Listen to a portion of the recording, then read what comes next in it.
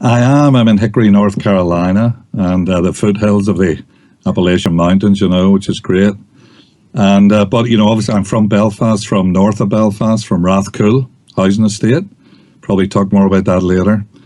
And I've been here now. I came as a writer in residence years ago to a local university, and I've kind of been kidnapped by my beautiful wife, and she'll deny that, but I say she did it. And I've been here for 10 years now, Jerry, living in Hickory, and I've a couple of books out in the last, 5 years, which is really strange to be bringing out big books with maybe like a 3-4 year gap between them. First book would have been way back. It was actually a box, done with the artist Ross Wilson from home. And it was called the Muck Island Box, and that was published in 1990. But I did a little chapbook eventually. I think it was 1997. And then I did a full volume, The Mason's Tongue, in 1999. Yes, I live in Carrickfergus, which is in County Antrim. I actually work in Carrickfergus as well, and I've actually gone back to study. I'm actually studying for my BA honours in English language and literature. So I've actually just compiled my first manuscript to be hopefully to try and get taken on by a publisher to result in my first book. But in the meantime, and between that, I've been published in various magazines, both in print and online and things like that. So trying to catch up on the old man here. I was born on the Doak Road, just outside, technically White House, County Antrim. The Doak Road it's actually close to Rathcoole housing estate. And I was born on my grandfather's cottage that they'd built there. So it was like a strange rural situation beside this concrete jungle. But I went to Dromara for 5 years. My father worked there.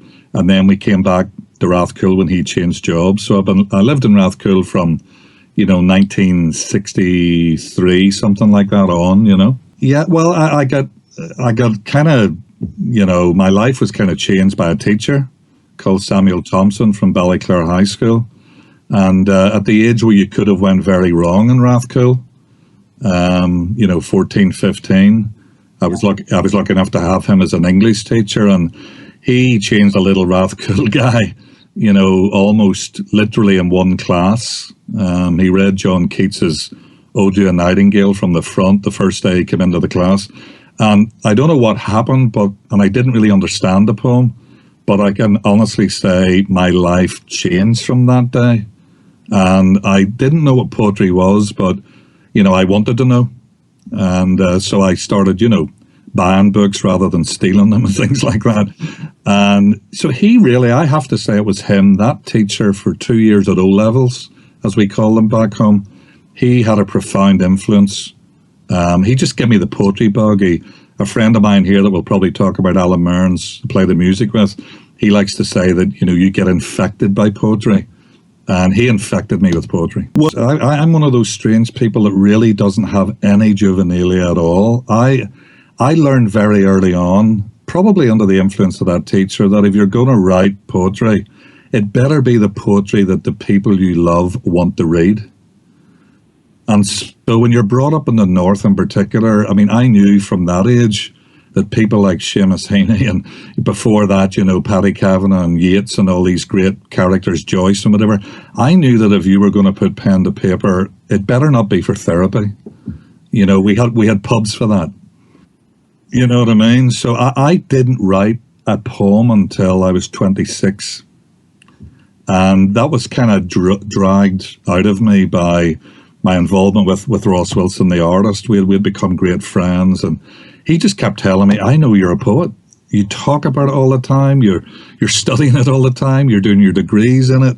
You just need to put pen to paper. And I always said, no, I'm not. I'm a reader of poetry. I'm not a writer of it. And then a little pig died on the two of us when we were looking after a farmer's pigs. And I wrote what I thought was like my first diary entry ever about what happened. And over a couple of weeks, I realized I was cutting this diary entry down.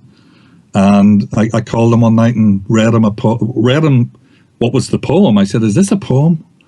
And he said, yeah, I think it's a poem. And that was really how it started at 26. But I didn't write again until I was 29, Jerry. And it was Ross again that forced me to do it. I mean, even one of the poems that I would have shared with you, Breath, in the new book. I mean, I wrote in a note. I wrote that down in a notebook after a visit to Walmart of all places for cheap milk and bread years ago, and it only surfaced as a poem within the last 12 months. But it was in my notebook and clearly in my head for 5 or 6 years. So, but I think I was kind of unusual. I mean, some of the big guys back home used to joke, Rice came out fully formed. And it really was that sense of, it was all about reading and learning, not with the aim of ever writing, but I just gorged myself on poetry. I just love poetry. And then, Ross was the guy that was going, no, but you actually are one. Whatever a poet is, I know you are that. And so with people like that encouraged me, I guess it just eventually had to come out. Well, my earliest memories are writing and drawing. There's in the Rice family lore, there's the famous incident where my dad got rid of the television when we first moved to a place called Island McGee, and it was about three years or something, wasn't it, Dad? About 3 years we went to the probably longer, Matt. It was probably slightly longer, but certainly at least that. But in that period, I just read and read, and that was the time, I must have been about 7 or 8, and Dad and Ross were doing their thing, and I would love to be taken to visit Ross's studio, and I would try and copy Ross's drawings, and he would do drawings for me.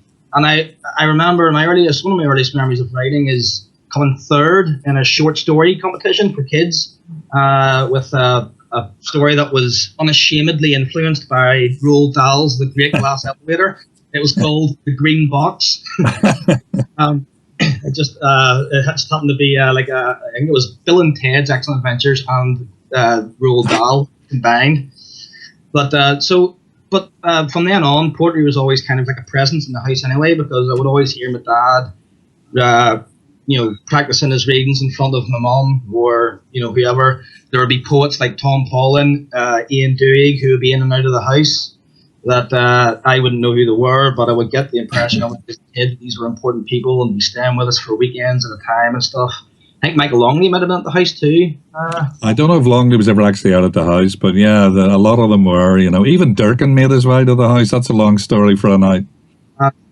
Dad mentioned the Muck Island Box, which was his first publication. Him and Ross collaboration. I met Van Morrison there when I was 9. He came to the launch, so I got to meet all these people. So I kind of got the I was kind of always nagging away at me this sense of poetry, even though I didn't know what it was, and creativity. And then I kind of, when I got to the teenage years, I kind of didn't really read or do anything much like that. But I never lost the appreciation for art, and it survived in me through film. I love film. So. And then when I got to the age of 27, my mother paid for a trip for my sisters and myself to go to Rome for 5 days. And something happened in Rome that just unlocked this thing inside my head or heart, whatever you want to call it. And I wrote a poem. The first poem I wrote was called The Birthday Present. And it was dedicated to Raphael, the artist, because I'd been to the Pantheon in Rome and viewed Raphael's tomb, and I discovered in the wee pamphlet that they hand you there that Raphael actually died on his birthday, and as a kind of final birthday present, they gave him his own tomb in the 7 shrines of the Pantheon. So I wrote a wee 7-liner about that, and from then it just kind of caught the bug. And Dad would bombard me with books from America, and I would just introduce me to all these new poets like Joseph Brodsky, Shezha Miłosz, Seamus Heaney, of course, who I was aware of because my dad was always back and forth meeting up with him over the years. So, yeah, it was. So from then on, I'm going to jump in actually because I think he's forgetting something, Jerry. Because it's always freaked me out that I wrote the first poem at 26. Oh yeah. He wrote his at 27. Yeah. Like bizarre, totally bizarre, but he's forgetting. I actually believe that Rome must have been just after this. You must have had some summer that year, But that was one of the summers that he started that Molly and I were home. We didn't have our little boy then. And I always took the kids to Dublin, or they went with me, my two daughters and Matt and Molly. And we were in Dublin, and the Yeats exhibition had been on for a while. And Sure. the girls wanted to go shopping. I don't want to sound sexist, but they wanted to go shopping. And Matt looked at me like, Dad, we got to can we go to the pub? And, that was okay with them. And I said, you know what? There's an exhibition this year. I've got to see this Yeats exhibition. And I took him to that. And then the next day, he wanted to go back. And we went back. And I remember I watched him as we walked around that. And, I didn't want to say anything, but it was like the penny was really dropping for him. That Yeats was a real person, and that I'm looking at this is like, and he was picking up on my enthusiasm too, but I noticed something changed, and it wasn't long after that he sent me that poem. So you must have went to Rome after that. Yeah, it was 2008. I went to Rome. Yeah. So he then sent me a poem. I forgot it had been from Rome, but I just always, in my mind, it's tied in with that Yeats thing. It wasn't long after that. And he did basically what I did to Ross Wilson, because he sent me the poem by email and said, is this a poem? Yeah. And that's what I'd said to Ross. Even though I knew poetry better than Ross did, I was still, is this a poem? So it's a very strange... It's that sense of someone else telling you. Because you can write, even now, you write a poem and you still need someone else to read it and make sense of it. If you know what I mean, not make sense of it, but read it like it is a poem, so that you almost get... genuine.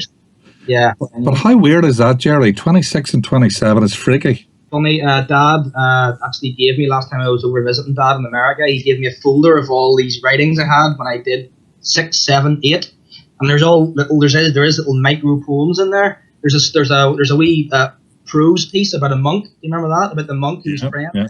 And he's more juvenile than me.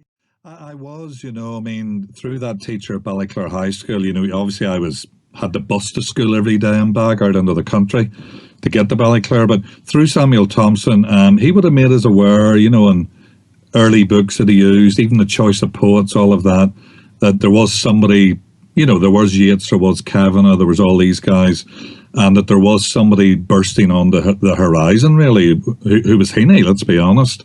But through my interest in Heaney, I very, very quickly found out about John Montague and Michael Longley, Jimmy Simmons, Derek Mann, really that Ulster group, as the Belfast group.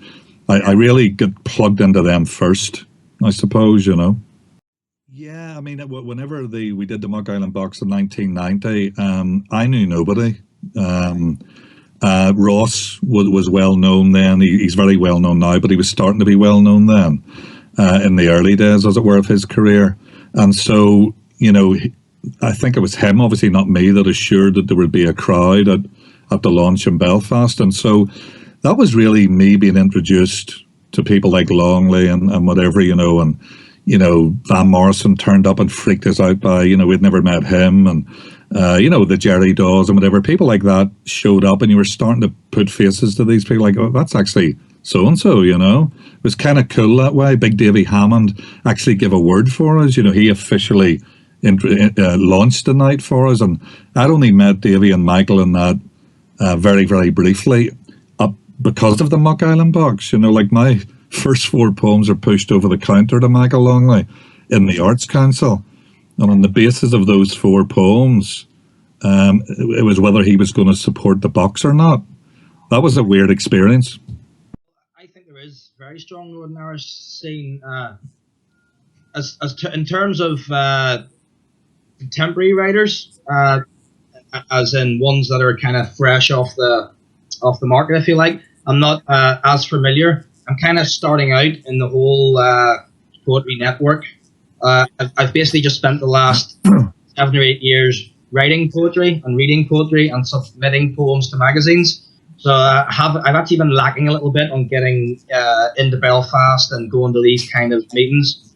But there is a thing going at the minute called Poetry NI, and it's run by a guy called Colin Dardis, who's actually one of the editors at Lagan Press. And I see I follow them on Facebook, and I'm always getting notifications. They have an open mic every month. I think it's every first Friday or last Friday of every month. So I'm actually going to have to make more of an effort of going there. But I do hear a lot of noise coming from the poetry and I scene in Belfast. There seems to be a lot of people sharing their work and coming out of there. And of course, Colin runs the online magazine called 4x4, which is 4 poems by 4 poets from Northern Ireland or living in Northern Ireland. And Dad and I obviously have been published in that. So I've actually picked up on a few names through that publication. But in terms of Northern Irish poetry, I would be more familiar with the likes of Derek Mann, Michael Longley, John Hewitt, even Seamus Heaney. Yeah, I actually, you were saying earlier about you mentioned about Northern Ireland and Southern Irish poetry.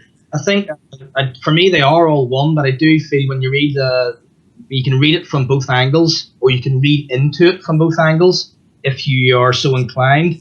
You can sort of get a sense of the Northern Irish poet writing from the north and the Southern Irish poet writing, from the south. I think you get a sense of those two things, but I think there's an interconnection running through both angles, which I find interesting. That's what I find interesting about Irish poetry in general. Oh, absolutely. I mean, it's kind of fascinating for me at the moment because it's taken me to come here to really have the sense that I'm very deliberately writing about back home. When you lived at home and you wrote poems, they were just, you were writing poems. When you're living here, I mean, I would, for example, the 11th Night sequence that I've started in the Clock Flower book, I don't think I would have dreamt of writing that if I'd have stayed in Belfast.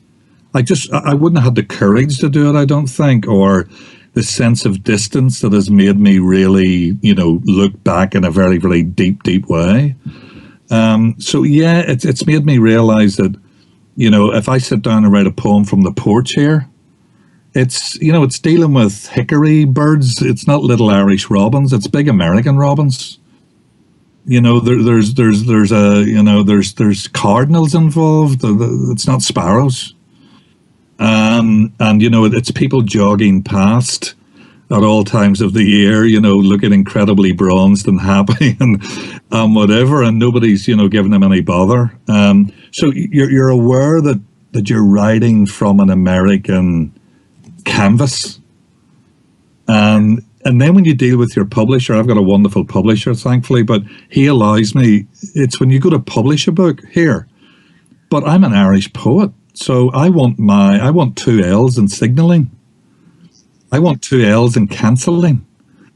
I want, colour spelt with a U. And he's thankfully allows me to do that. But he has to put a little thing at the start of the book saying, for the American audience, we are keeping faith with the spirit of the voice of the poet and whatever. So there's weird things like that, Jerry, and you'll know too. And I've written some poems about this. Even I wrote a little poem where I went out one night to take the bin out, the trash out, and I looked up at the plough, as we call it. And, it made me, I was feeling kind of not homesick, but I was kind of down thinking about home. And I looked up at the sky and saw the plough, and it made me feel really warm and secure. There's the old plough. And then the thought jumped into my head, but they call it the Big Dipper here. So immediately I got lonely again because of the language thing. I realized they don't even call it the plough. Where am I? I know enough from the scene back home to know that there's a certain, especially in Belfast, I would imagine, you could speak maybe more about Dublin or elsewhere, but in Belfast there's a kind of a sense of, a pride in those that have stayed. And, I respect it on one level, and on another level, I've no time for it. But I understand why it's there, and I understand why it's felt to be important, that they haven't done a Heaney. They haven't done a Mahan. And I guess I'm not in that bracket, but I guess there might be some people grumbling that, I haven't done a Rice either. You've done a Muldoon. or a Muldoon. So, it's, I don't want to put myself in that bracket, but what I'm saying is I'm very aware that you are kind of in exile. It's not that you've been exiled by anybody. It's self-imposed. It's just the way your life has gone. I'm comfortable. Yeah. I'm quite comfortable for the moment anyway. That's not to say that in the future things won't happen or whatever, but if ways and means become available. But I take, in terms of place and writing from a place, I do think that, branching out to different countries, travel is important for expanding the mind, as we mentioned earlier with Rome kind of awakening in me, and even Dublin. But I do take a lot of comfort from the fact that you get poets like John Hewitt and Michael Longley who have been in Ireland, Northern Ireland, their entire writing careers, and have still got subjects to write about, and have got substance and material from their own home place. So for me, in the sense, I haven't really felt an urge to leave to benefit the writing. I always just had a sense that wherever you are, you'll be writing about something. Yeah. Well, that's a huge thing here. I mean, I'm getting known by people that I don't know in this suburban area as the poet on the porch, the Irish poet on the porch, and I'll never forget the people who we rent from, our friends Chris Allen and Lamar Mitchell, who live next door to us here, and they've given us this place wonderfully for 10 years now. And Lamar's he can write himself. He's more a prose guy, but he likes the words. And I'd written, I think it was The Clock Flower, I think it was, and he had copies of it and whatever. And I went out one night in the dark, Jerry, and I heard this voice kind of saying, "You bastard," type of thing. And I knew that's not normal Lamar Mitchell, he's not going to be doing that. And I kind of laughed and I went, "What have I done?" And he just said, how did you see all that? How did I not see it? He was brought up in this house. He's lived in Hickory all his life. And he was basically just making a joke out of it, like, what? He said, "I've been walking around with my eyes shut. I need to wake up." So you're very aware of, even a new book, Hickory Station, you're aware that in a sense you're writing as the outsider who's now the insider, but you're seeing it with slightly different eyes, and you're paying more attention to it than the natives. It's the sense that I'm never sure. My wife Molly's American, but she loves my family at home, especially my kids, my mother, whatever, and she loves Ireland. She lived in Ireland for 5 years with me, and actually not far from Carrickfergus at Jordanstown. And she's done a lot of work there, in schools as a dramatist and whatever, drama teacher and whatever. And she, I think, you put a gun to her head, she's going to say, I would like to go back to Ireland to live. I'm just not sure. I'm just not sure. Obviously, I have a big tie with it, and I love it dearly, and I miss it all the time. I would be excited to go home again, but I just don't know. You're just following the way you're being led. I think there's, it required that distance to make me miss it enough to really go deep into the memory banks, and also to, I don't know, to maybe have a kind of slightly more freedom to say some things that I might have been more tongue-tied about at home. And, people wouldn't have seen some of the new 11th Night poems. There's some serious stuff there. I think, that almost risky, but, what are you going to do? Well, I find that exactly what you're saying. I about the gathering and the collecting of poems you'd written over a long period, but I find it quite. It was easier for me to separate them into 4 sections. So my manuscript is separated into 4 sections. They're called senses, circles, Babel, and prayer. And they're just little buzzwords that are mentioned within a poem in each of the sections. But it helped me to categorize the feel of the poems rather than just have them sort of scattered throughout the book. So I came at it from that kind of angle. It maybe sounds like something you do, if you were maybe more of an experienced poet who'd had a few books out.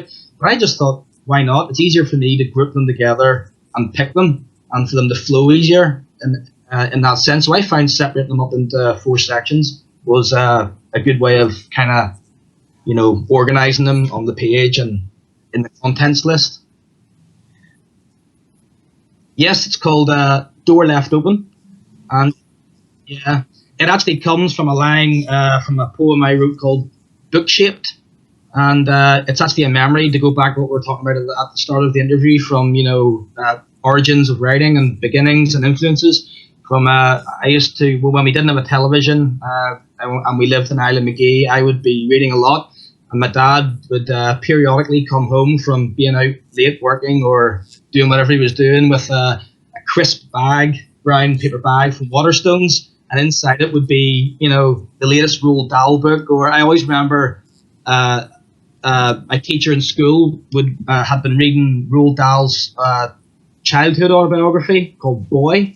And I was just loving it. And I said to my dad, look, I want this book. And I remember being lying awake in bed at night, must have been, after midnight, and waiting for my dad, coming home, because I knew that he would come upstairs and kind of, slip me the book. But and I remember hearing the car coming up the lane and getting louder and louder, and then hear him coming upstairs. And that's what the poem is about. It's just that memory of my dad coming up and waving the book around the door frame, and then I should have been sleeping, but he wouldn't say anything to my mum, So, and then I would leave the door open so he would have some light. His mum would know. So the line goes out, so there's a line in the poem that says, it's in italics and it's my dad's voice, and it says, don't read it all tonight, get to sleep for the birds, then the door left open just enough for the light to touch the words. So that starts off the book, and the door left open then comes from, that's where the title comes from. Yeah, my dad is kind of much the go-to guy for me with regards to bouncing poetry. At the start, he was the only guy I would show my poems to. Since I've become a bit more confident and I've had some things published in various places, I would sometimes share with other people, like the artist Ross Wilson. He gives me a lot of good feedback. Dad's friend Alan Mearns, who he plays in the Belfast Boys with, would be another good poetic confidant. But Dad would be the main man because he's the most honest.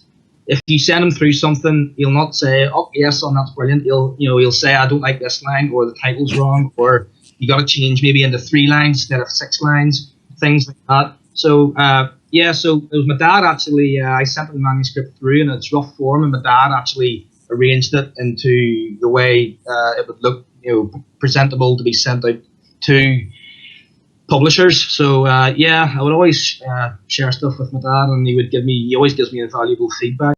Yeah, I mean, we used to do it a lot more. I mean, I've noticed that Matt, as he's grown in confidence over the years and whatever, there's a lot of poems he feels he just knows they're right. And if I see them, then if I want to comment, I will, or I won't. And I would have shared much more of my new stuff with him too. But maybe I'm in that boat again at the moment where I'm not sharing it as much because it's kind of like, this is the way I want it, But absolutely, yeah. I mean, if I send a poem to Matt and he has something to say about it, I'm taking it deadly serious. And if he's right, it's changed, phenomenal. And we already mentioned Alan Mearns. Obviously, we've got Molly, my wife too, who's very interested in what Matt and I do, obviously, and she's a poet herself, so we do get help from there as well. But she's just so busy, as a proper teacher.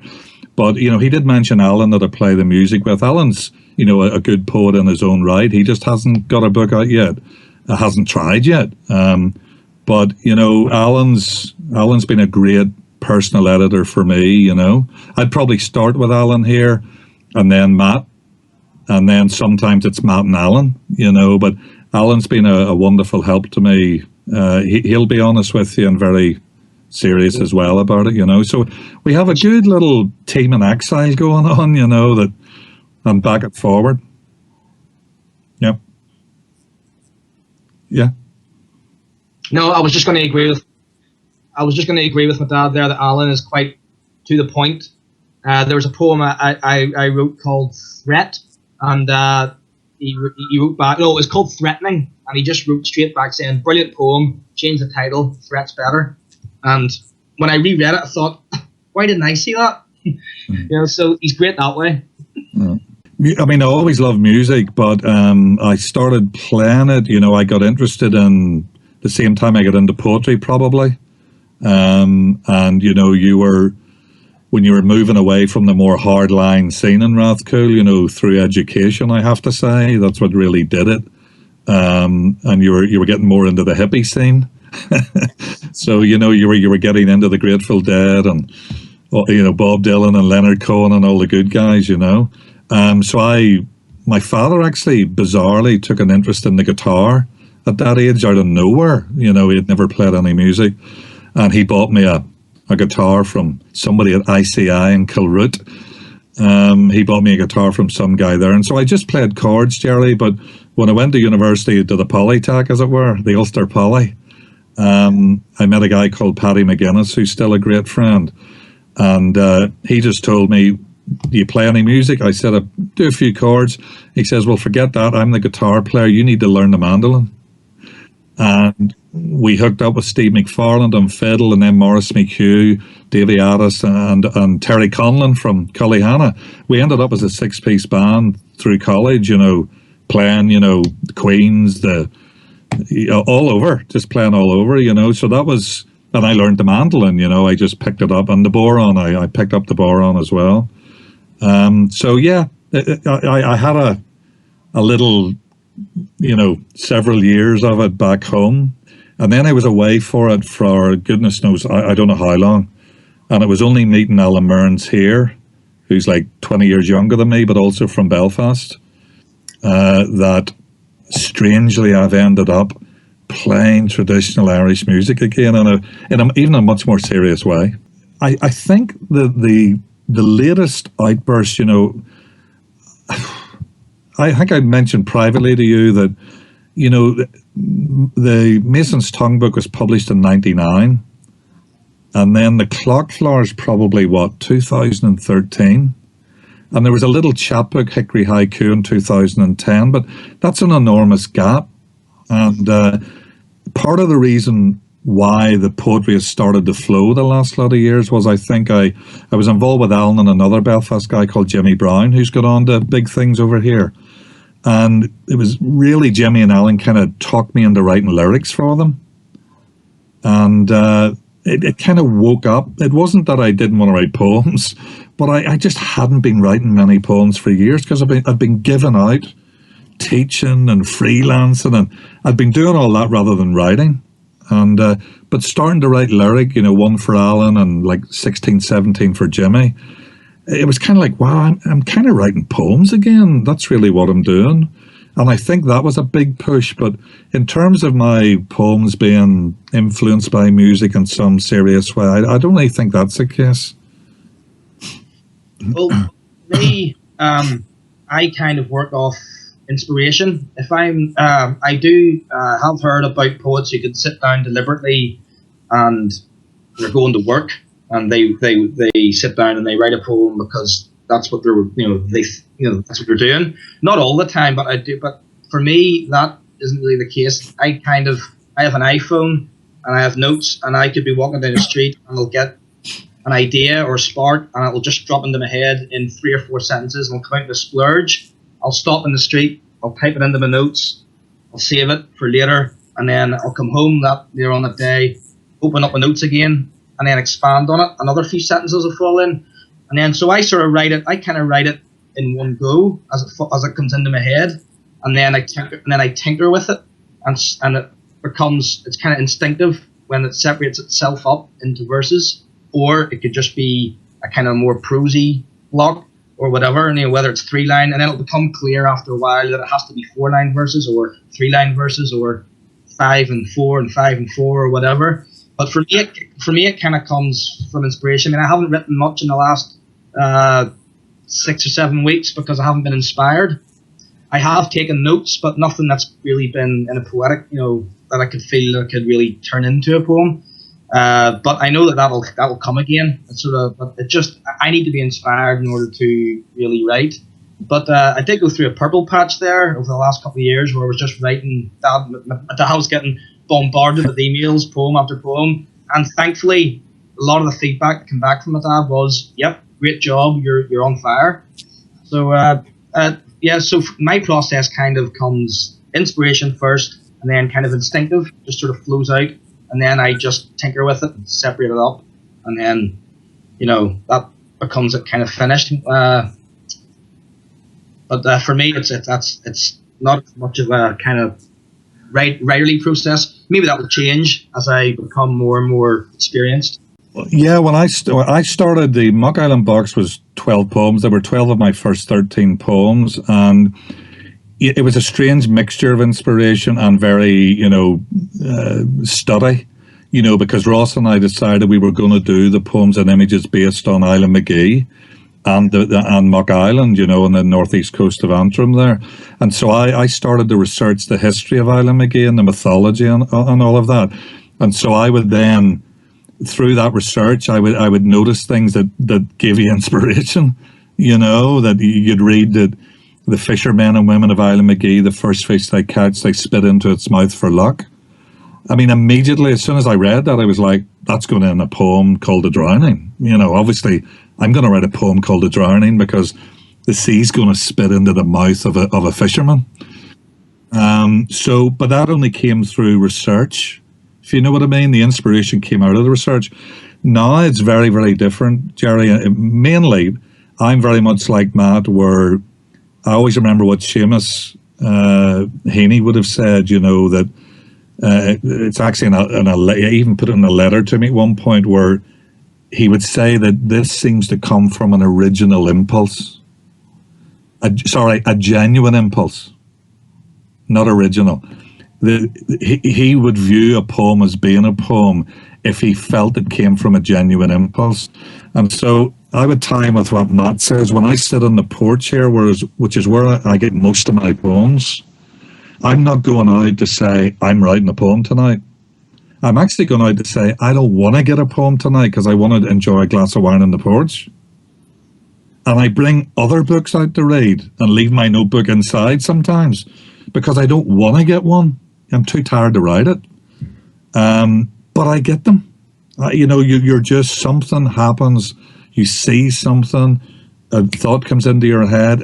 It's like that space is created. I've relaxed enough to receive something, I guess. But it has to be that genuine impulse, which is, like Matt says, very inspirational, rather than I'm sitting down like one of my heroes, William Stafford, who got up every morning and wrote poems every day.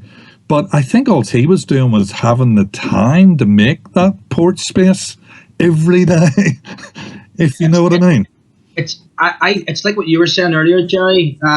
You're writing all the time even when you're not writing. It's forming in you, and I think that's where inspiration comes. You're unconsciously forming something, and then it comes to the front of your mind, and then that's your inspiration. So I agree with what you were saying there. I also agree with my dad about research. I've noticed since I've been studying for my degree, I'm into my second year of it, and a lot of it is to do with art history. And I find I'm discovering things I didn't know about artists or writers, and through the research, I've got ideas for poems as well. So again, that ties in with what my dad was saying there about, he was saying about when it started off, research for him was a spur to write as well. So yeah, I think both those points are very, very valid. I would tie in with those as well. Well, what I always feel is that obviously I have my main inspirations. I mean, Seamus Heaney is one of my favourite writers. I probably wouldn't like to admit it, but obviously my dad's probably in there as well. Oh, yeah. Oh, dear. But there are two poems that I sent to you, and one of them's called The Gardener, one of them's called Atreus and Thyestes. And on top of the Irish poets that I love, the Eastern European poets like Zbigniew Herbert and Charles Simic, Miroslav Holub, they've kind of given me, I feel, permission to deviate from certain comfortable themes and kind of write in a certain way. So I kind of feel that my style, if I was going to name it kind of walks between the kind of the Heaney's and the Herberts, and I'm kind of influenced by both simultaneously. So, but I do like it whenever you can expand on a theme or change tact without realizing it, because you've been unconsciously influenced by someone like, Joseph Brodsky or Zbigniew Herbert. I think it's the strangeness of their poems which I think kind of rings true a lot in life. And I think they kind of make sense of things in a really cold, hard-edged way. So I kind of like them to there's some poems I've written recently kind of have been doing that, and they almost sort of have almost enough for a second collection already. And so you're sort of resisting the temptation to replace poems in the first collection with these newer ones, because it might not then show the progression, It is, and it's like you put it with a clock floor. It's like, with all the prelims and all, it's like 300 pages of blooming poetry. It's bizarre. I do think it has all come out. It's something to do with your age. It's something to do with where you are in life. Obviously, it's something to do with being here. That bit about being away from home and all the rest of it, and learning something from a different culture and all the rest of it. But it's definitely to do with not being in the position of being freelance like I was at home, where I could have been in 3 schools a day sometimes, all freelance, and then doing weekend festivals and 6-week residencies. And, it's to do with actually being able to sit my ass on a chair, on a porch in good weather most of the time. And I don't own a cell phone, obviously I love the technology and whatever, but I just stay away from cell phones. And so when I'm in a space like that and I'm not having to work all the time as a freelancer, combine that with all the reading you've done over the years and the study you've done and whatever naturally, and life experience, I think it's a perfect concoction for poems to start flowing, and you're happy and all of that, you know what I mean? And I have a little boy who's he's my young boy, he's only 5. So yeah, what a wonderful thing that's been. And, Molly's great and all of that. But yeah, I'm noticing you don't plan it. I mean, the Clock Flower had 3 sections. And the first section was the Moongate Sonnets, for my old friend Billy from Isle McGee. But the second section I called Hickory Station, and the third section 11th Night. And then there's a full book now called Hickory Station. And the next book, all being well, is going to be 11th Night. So I'm not deliberately trying to do a Walt Whitman, you know what I mean? but it's very almost against your will, it's being laid out for you. There's a very kind of magical feel to it. Dad's work in some of my poems, my dad might see them more, because obviously you don't want to admit to yourself too much that you're taking echoes from everywhere. But I mean, I wouldn't sit down and try to write like my dad.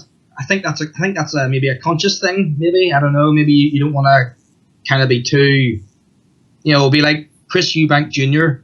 wants to make a name for himself in the boxing ring instead of being exactly like his dad, Chris Eubank Sr. So maybe it's a similar type of thing that way. You sort of want to make your own mark while still acknowledging that you've got that you've been inspired by your father. So I would see echoes when I reread. I mean, I've written poems, early poems, and I read them back, and I see a bit of an echo in there. But I would probably personally see echoes of maybe other writers more so though. But hopefully with my own voice and my own mark, and Well, yeah, Matt, for me, there have been uncanny moments where I will be sitting at 12:30 at night here, so Matt's still asleep probably or whatever, and I would have a fresh poem, and I'd be pleased with it and whatever, and so I'll share it with Matt first, and I'll send it to Matt, and then when I open my email the next day, he'll have sent me a poem that he's read, and they're almost they're in the same ballpark about the same thing. And it's like across the oceans. We've laughed about this. It's Yes, like we've been inspired about the same thing totally independently, and written poems that you say, wow, if you put those side by side, nobody would believe that we didn't talk about this. Yep. Very, very odd. And then there's things that Matt hasn't noticed until I've pointed them out. Yep. Where, you know, whenever I say to him something like that opening line's too heany, and I'll explain why, he'll go, wow, why didn't I see that? But there's sometimes I'll say to them, you know, you do know that that's an echo of Going to the Stone from the Mock Island Box. You do know that that's an uncanny echo of The Drowning. And he'll go, really? And at those moments, if I know that it's completely unconscious, I will say, leave it in. There's nothing wrong with it. But if it seems to me that it's a worry, like that's too heany-ish or whatever, then I'll tell him, you know, just trust your own voice in that line instead of, you know, something unconscious. But Matt's got a unique... I've said to people here, I don't do many creative writing classes. I've never taken one myself. And I you know, if they're paying me to do them, I'll do them, Jerry, as you know. But I don't have great faith in them, to be honest, because I'd rather do creative reading. But I've said to some creative writing classes that, and I don't want to make Matt blush, I said, but I know Matt's the real deal. You know, I think he's genuine. He's a real poet, whatever that is. And that this is how I could explain it to them. I say, if you give me 20 poems and you put them on a table in front of me and there's no names on them, I'll pick his poem out. There's a quirkiness. He's got there's a Matt signature on his poems, that there's always something that makes you go, whoa, that's Matt. That's, you know, it can be one line, 2 words. You just go, that's really, I couldn't do that. That's Matt. You know, but other people will say the same about my stuff to me. You know, I've had people, Jerry, I haven't met in 40 years, who've written to me from South Africa or Australia and said, we got your book through Amazon, and reading your poems, we could hear your voice. Yeah. Dad's got a really distinctive conversational style in a lot of his poems, particularly his more recent work, which is very Adrian Rice. Definitely. But Jerry, you'd appreciate this. That what people are saying is this new kind of conversation. I think that's come from living in America. I think that's, you know, Joseph Brodsky said that thinking about American poetry, American literature in general, but certainly American poetry, that it was the song of the atom, the song of the individual. And so the I comes into play. You know, the way people fret about that I used to fret in Ireland. I would have been afraid of using I. Here, I've grown into it, that it allows me to write poems that aren't like the Mason's Tongue poems. Even though I love those poems, I might go back to that style, but you've become very much more confidently, to use, you know, that word, conversational, but you're hoping that it's masking all sorts of craft technique and whatever that you've learned as well, you know. You know, you'd have to go back to the great, obviously the Whitmans and the Robert Frosts and all of that. I mean, back to the greats, you know, the Robert Lowells and all these people, Elizabeth Bishop, all the big names, Jerry, you know. But in terms of living ones, the poets that I look for, that I almost, you know, get so excited I can't wait to get the new book, the living poets, would be the likes of Charles Wright, Wendell Berry, Stephen Dunn, Frederick Seidel. You know, these are the guys that whenever I realize there's a new book available, I'm almost running to Barnes and Noble to get that book, you know. Tendency at the minute, where the place I'm at the minute, to kind of stick with what I know in terms of, not with what I know in terms of, you know, not wanting to branch out, but I would look for, like, you know, poets from, you know, Russia, you know, Eastern Europe, America. In terms of younger poets in Northern Ireland and stuff, I do think that the internet is good for that. I mean, for instance, the publication I mentioned earlier, 4x4, it's an online journal.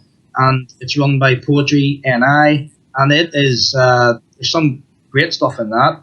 The likes of Damien Gorman, who is not a young poet, but he's definitely someone that I became more familiar with through the likes of 4x4, and have since then researched his work online. So I think the internet, to answer that part of the question, is very useful in that respect, because you can just search poetry, new poets, and it'll bring up names or whatever that you can kind of then investigate. But in terms of, I'm not as I don't have as my finger on the pulse as much with poets of my own age that are kind of only just published. I probably should actually be more up to date with that. But I'm kind of more. I just enjoy reading. I just love I'm currently reading a book by Primo Levi, the Italian poet, about his time in Auschwitz, and so I'm kind of discovering people. I kind of discover poets through other poets that I'm reading in books and biographies and things like that. So I find I discover most of my poets through reading itself. Abbey Press, yeah. I got involved with who he was a young teacher then. He's not so young now, but he's still young, a lot younger than me. A guy called Mel McMahon. I met Mel through the kind of poetry scene, and all of that. And Mel brought me through the Writers in School scheme. He brought me in as a visiting poet to the Abbey Grammar in Newry, and we just clicked, and he was a serious reader of poetry, and he's now head of English at the Abbey and all the rest of it. And so we just bonded as friends, and then over the years, he just came to one point and said, look, I want to do an arts week in the school, and the principals behind it, Dermot McGovern and whatever, and I need somebody like you that would have connections with the big poets and writers to organise it and whatever, and we'll pay you to do it. And I said, okay, I'll do an arts week. So I did the arts week for them, and got Longley and Ian Dewey over from England, and Patricia Craig came, and Douglas Carson, and Robert McLean Wilson, Glenn Patterson, lots of really good people. And the little committee that kind of formed for the arts week, the principal of Mel and that, Big Pat Mooney, Pat Crawley, they just looked at me and said, look, what would you do in the week to make it really special? And I said, well, I would ask one of these people to give you some unpublished work. And I would recommend that you get enough money together to publish a serious little booklet. Say it's Michael Longley, let's do a serious little booklet of poems. Or Patricia Craig would be maybe some prose thing, da-da-da-da-da. And they all just sat and smiled and looked at me. And they said, well, why don't we publish a booklet from you? And I went, what do you mean? And Mel said, well, Adrian, you did the Muck Island box, 100 boxes. They're all gone, before that you even launched it. So your poems, apart from being in magazines, you don't have a book. And I said, well, I'm no rush into that. I don't care about that. And they said, no, let's not bother doing anybody else. Let's do you, Would you not give us a book of poems? And I said, well, I'll do a chapbook for you. And then they looked at me and kind of said, well, you'd know how to put that together and work with printers. And I was like, well, okay, you're giving me permission to design my own chapbook. Is that what you're saying? And so that's how it kind of bizarrely started. And I did impediments.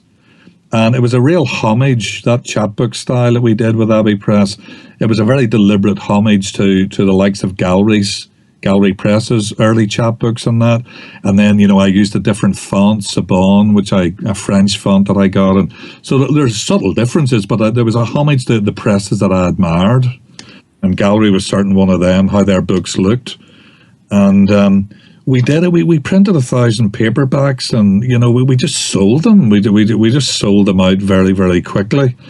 And Mel and I got together and kind of went, the school is behind funding a proper press.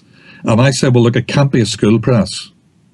I don't want to be involved in something that's just a school press, but it can be a serious new press whose main funder is the school, and the school's name can go on it and be, all of that.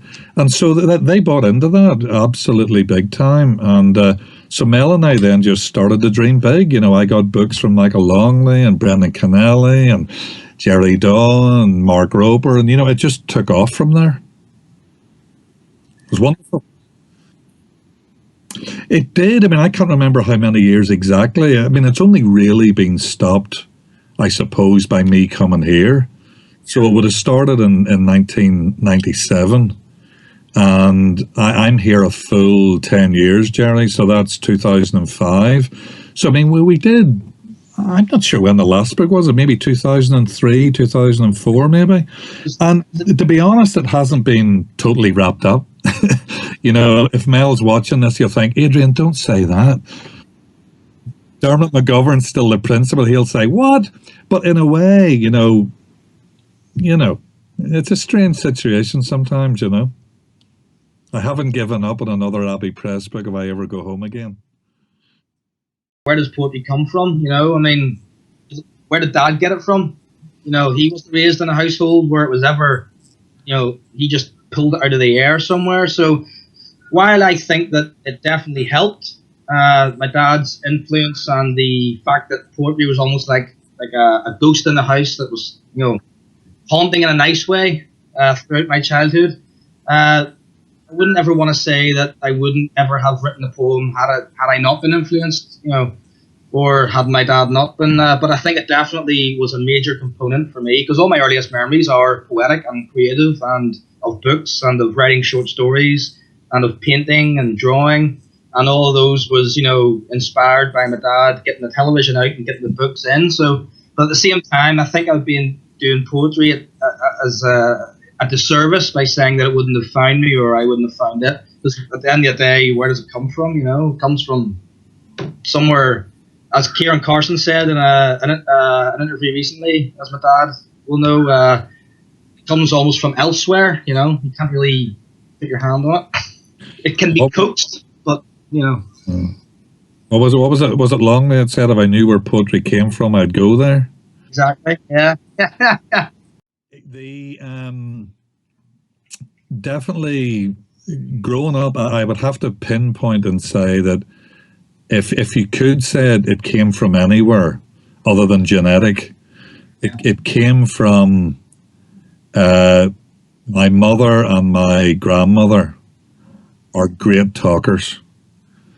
They're great talkers, and my uncles and whatever, unbelievable talkers and jokers and characters, like real stories and all of that. So I think I definitely got it, at the knee in a sense, just listening to people talking a lot, that Irish culture. But nobody on my mother's side of the family, the Protestant side of the family, as far as I'm aware, have had anything to do with literature or music, to be honest, even though my mum's a great singer. Advice to a young poet: if you have any ambition, lose it early. For what's ambition worth if you're here to tell the truth? And that hides for me. It's a thing I keep probably preaching to him. I've enjoyed mixing with the big poets and writers and all the rest of it, but I have a very healthy dissenting. That kind of John Hewitt bit in you. Dissenting, healthy disrespect for the scenes as well. And so I've been very careful to make sure Matt knows, don't get sucked into the scenes. Be your own man, be your own poet, and don't fret too much about what they think you're meant to be writing about, or or who you should be, ass licking or whatever. Just don't fret about all that. Keep your head down, do your own thing. Don't give up. It's not a competition with people, or all of that stuff I try to pass on to him, Jerry. Right. It's a personal thing, and if I'm happy with the poems and friends like Alan are happy and whoever else, he should be okay. And it's the same for me. People I trust to look at my stuff, if they're happy and I'm happy, I couldn't care less what anybody else says. Yeah. It really doesn't matter to me. A bad review, who cares? I've been lucky not to have any so far, but who cares? You know? So I guess I try to pass that on to him, and he's got to tell whatever the truth is. He's trying to name the true thing. Yeah. For him, that's what it's all about, you know. And sometimes you're going to be unpopular. And you know, I always remember what Derek Walcott said in an interview he gave at the 92Y in New York. He said, if the work's any good, it'll get published. He talked about the great pain for a poet to not have a book out and to be unpublished, you know, in terms of having a book, and about how, you know, his own anguish about that when he was a young poet. And he says, you know, don't worry about that. Don't worry about getting it published. Just keep submitting, and if it's any good, it will get published. So I just try and think in that. I'm not saying my work's any good or whatever. I'm just trying to. I'm confident in it, and I believe that if I keep trying, keep submitting, that I will have a book out. So in that respect, that what my dad's saying, you know, don't worry about scenes and what have you. Yeah, I would go along with that and take that advice wholeheartedly. The world, or making sense of life, and I would kind of go along with that. I think it does come from an inner urge. I think some people have poetry in them, but they don't write, and as a result, they maybe go off the rails. With me, I have poetry in me, but I'm lucky enough to be writing, so I don't go off the rails, and that's how I kind of deal with. I kind of filter issues from life through out onto the page in poetry. I'm sure it's the same for almost every poet, but I know that's not always the case for why people write. But for me, yeah, it's kind of like what Muldoon said. It's kind of my way of making sense of the world or what's happening in it. I mean, that poem that I sent you, Atreus and Thyestes, I honestly don't quite know where it came from, but I do know that it's my way of making sense in my own, even if I don't know what it means, it's a way of making sense of the events of the world and of the atrocities in the world. And I feel better for having written it, you know, so that's what it's really about for me. You know, it's an antidote, you know, to all the non-thinking and non-seeing that's going on, you know, in this age where everybody's doing this. This age of distraction, you know, where they're allegedly looking at things and learning about things.